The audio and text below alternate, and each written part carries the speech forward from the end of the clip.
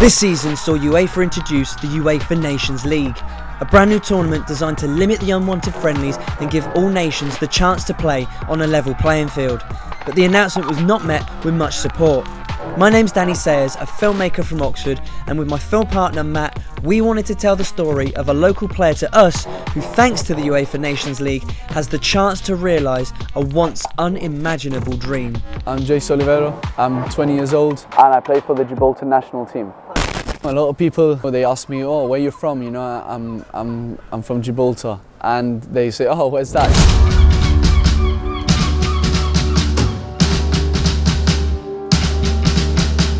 Gibraltar is a very small country. Geographically, it's the southernmost point of Europe. We have a border with Spain. We are British, yet we have an own unique identity that is Gibraltarian as well, based on our close ties with Spain across the border and where we are situated in the world, I suppose. So we kind of get the best of both worlds.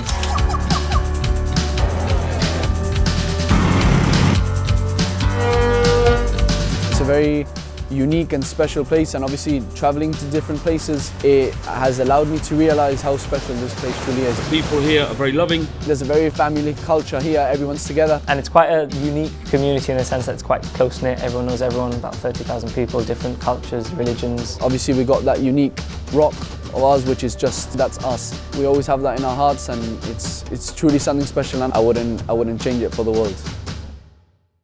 Did you get our matching outfits? It just looks ridiculous. Are we new best friends? Yeah.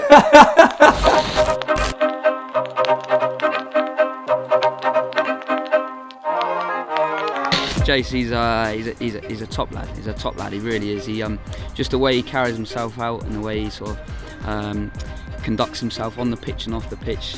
He's the first to sort of motivate. He's an amazing player, really good player, very dedicated player. His head has always been on his shoulders, not above, always been there.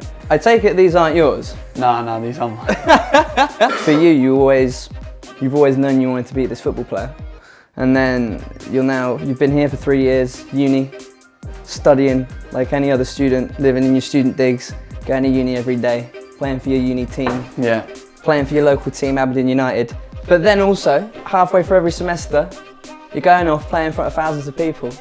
Yeah. Against the likes of, who have you played against? Isden Hazard, Lukaku, De Bruyne. And how do you cope with all that, man? I always get asked this question, like, isn't it weird to you play international football and then you're here and then you have to, and I don't know, I just adapt, and all the other international players, once they're done, they all go to their professional clubs, and they just carry on what they're doing, whereas me, the next day after playing a competitive international game, I'm flying over to a university. Do a lecture. I always have those international games in my mind, so everything I do here is in preparation for that. And I've seen him develop as a person and as a player, and it wouldn't surprise me if he went on to captain Gibraltar at some point. I think he's that good. I still think you're putting uni students up and down the country to shame, man. You're killing it. I thought I was cool at uni.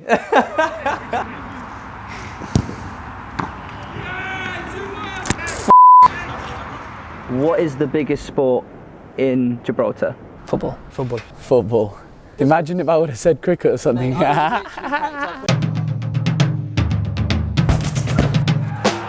Football is part of everyone's life in Gibraltar, Football is life here.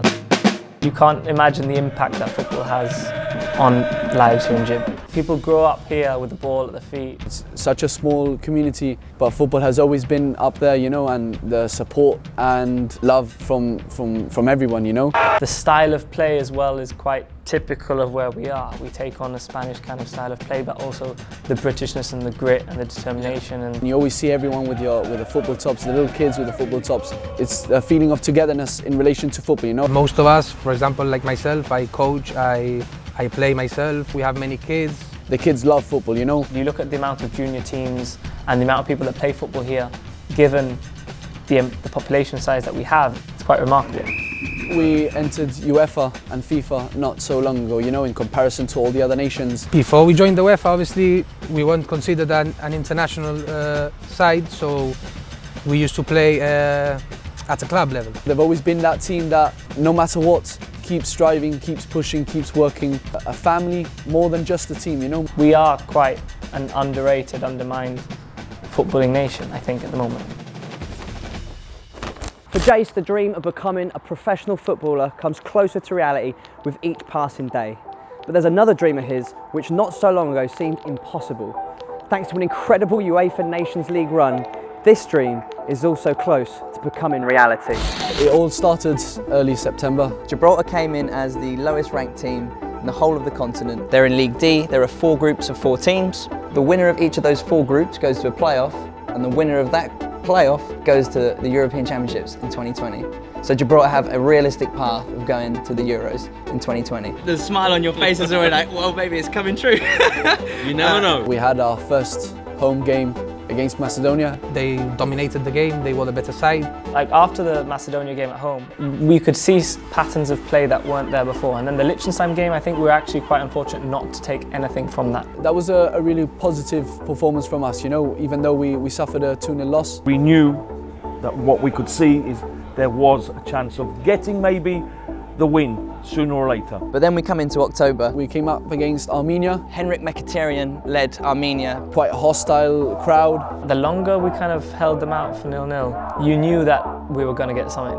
We got lucky enough to get that penalty and that breakthrough. We scored and then we held on and we really fought to the last minute, and that was a historical moment. You know, I remember tears coming down my face. You come away with your first competitive victory in your history. We knew that we had another final 2 days later at home in front of our home crowd. And unfortunately, 10 minutes in, 1-0 down, go into half-time thinking, okay, it's going to be an uphill battle. The manager must have had some words with the players in the changing room, and I think that motivated them. We came back in the second half, 1-1, and then with that goal to make it 2-1, it was truly special, and it was the cherry on the top, you know. We're going to get 6 points from these 2 games. We're talking about mad. We do have faith that maybe we could qualify for the playoff. And now we sit here before the next game. You're lying in second place, and playoff promotion to the Euros is in your hands. How big is this next game? Is it the biggest in your history? For me personally, it will be the biggest game of our history. The next game you have is the most important game of your life. We have to be realistic as well. We know Armenia is obviously the favourites. If these players and this manager can pull that off, I think it's going to be pandemonium. I don't know. The atmosphere it's created amongst the people here, that there is a chance to go to the Euros. I think that's the beauty of the Nations League. That's why it was created. We treat it as if we're writing a book. Start off the book on a very good note, you know, making history. We're going to keep on writing that historic book, and hopefully it will have many more historical moments and beautiful moments.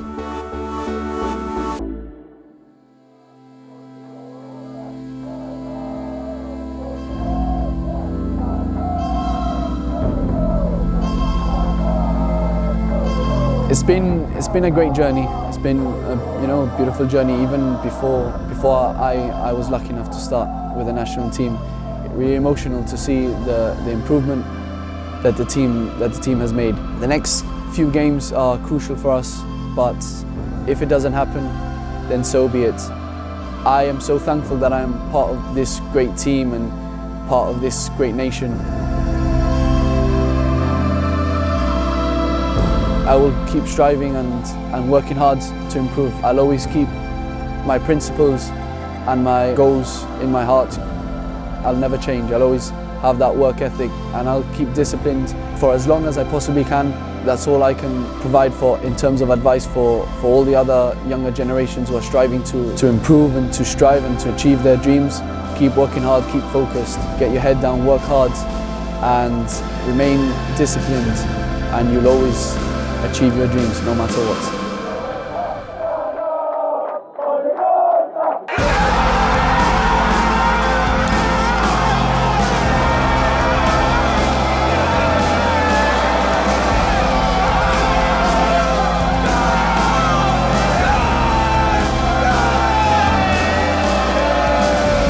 It's clear that huge strides have already been made by both Gibraltar and Jayce, and there's still so much more to come. The sky truly is the limit for them. Making this film about Jayce has taught me a lot about having a dream, working tirelessly to achieve that dream, and never giving up.